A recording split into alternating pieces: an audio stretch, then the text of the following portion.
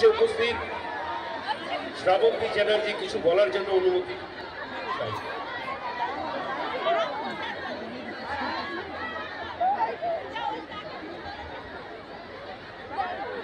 আপনাদের সবাইকে ধন্যবাদ জানাতে চাই এই পুরুলিয়া রূপসী বাংলা উৎসবে আমাকে আমন্ত্রণ জানানোর জন্য। দারুণ লাগছে। ভেবেছিলাম অনেক ঠান্ডা, কিন্তু ঠিক আছে, কলকাতার মতনই। আর আপনারা এই ঠান্ডার মধ্যে এই প্রোগ্রামে এসে